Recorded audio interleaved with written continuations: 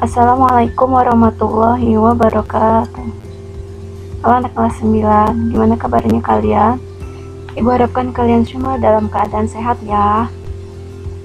Pertemuan minggu ini untuk PKN kita akan membahas tentang Kedaulatan Negara Kesatuan Republik Indonesia.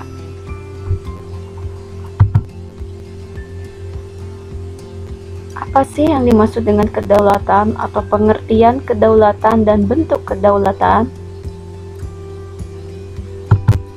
Nah, di sini Ibu akan jelaskan tentang pengertian kedaulatan dan bentuk kedaulatan. Yang mana kedaulatan itu berasal dari bahasa Arab yaitu daulat, artinya kekuasaan tertinggi.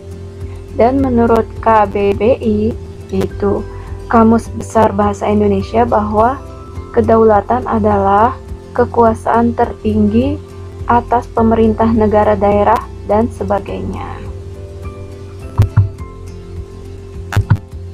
Bentuk kedaulatan. Bentuk kedaulatan, apa saja sih bentuk kedaulatan? Bentuk kedaulatan itu dibagi menjadi dua, yaitu ada kedaulatan ke dalam dan ada kedaulatan keluar.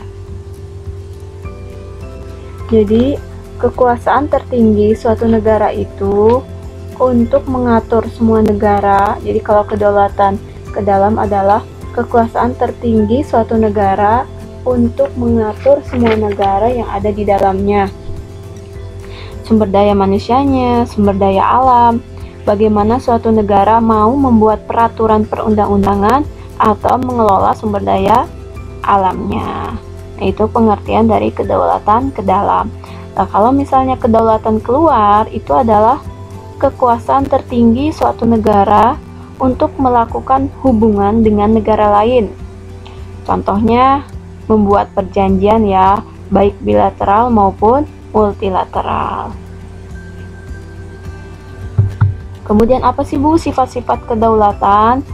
Nah, tadi sudah dijelaskan sebelumnya bentuk kedaulatan. Nah, sekarang sifat-sifat kedaulatan.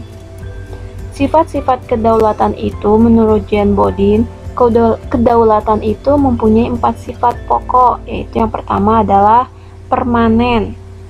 Maksudnya permanen itu kedaulatan tetap ada selama negara itu tetap berdiri. Yang kedua adalah sifatnya harus asli. Asli itu kedaulatan tidak berasal dari kekuasaan lain yang lebih tinggi. Kemudian yang ketiga adalah bulat.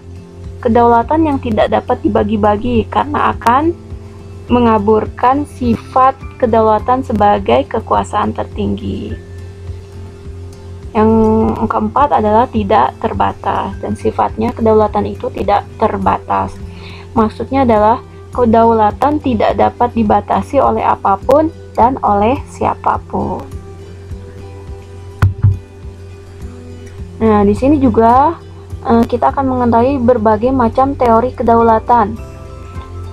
Teori kedaulatan itu ada berapa sih, Bu? Teori kedaulatan itu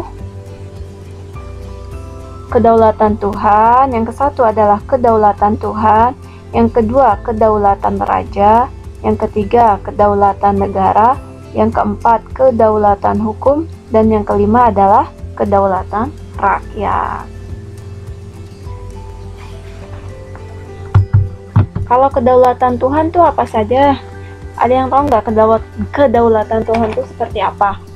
Kedaulatan Tuhan adalah memberi pelajaran bahwa negara dan pemerintah mendapat kekuasaan yang tertinggi yaitu Tuhan. Menurut teori ini, teori kedaulatan, segala sesuatu yang terdapat di dalam semesta berasal dari Tuhan. Kedaulatan dalam suatu negara itu dilaksanakan oleh suatu pemerintah negara juga berasal dari Tuhan. Itu pengertian dari kedaulatan Tuhan. Tapi kalau misalnya kedaulatan raja adalah kekuasaan negara, menurut teori ini terletak di tangan raja. Jadi raja yang memiliki kekuasaan. Ialah sebagai penjelma kehendak Tuhan. Agar negara kuat, raja harus berkuasa dengan mutlak dan terbatas. Dalam teori kedaulatan raja ini, posisi raja selalu berada di atas undang-undang. Rakyat harus rela menyerahkan hak asasinya dan kekuasaannya secara mutlak kepada raja. Ketiga yaitu kedaulatan negara. Kalau kedaulatan negara yaitu kekuasaan tertinggi terletak pada suatu negara. Sumber maupun asal kekuasaan yaitu negara.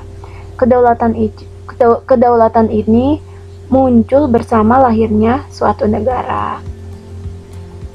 Selanjutnya yaitu kedaulatan hukum. Kedaulatan hukum itu kekuasaan tertinggi dalam suatu negara terletak pada hukum. Hal tersebut berartikan bahwa yang berdaulat yaitu suatu negara atau orang yang berwenang mengeluarkan suatu produk hukum. Itu kalau kedaulatan hukum. Dan yang kelima adalah kedaulatan rakyat. Kedaulatan rakyat adalah kekuasaan tinggi di tangan rakyat. Sampai di situ paham ya apa yang Ibu jelaskan tentang kedaulatan. Semoga kalian semua bisa paham tentang materi kedaulatan negara Kesatuan Republik Indonesia. Cukup sekian dari Ibu, semoga bermanfaat buat kalian semua. Wassalamualaikum warahmatullahi wabarakatuh.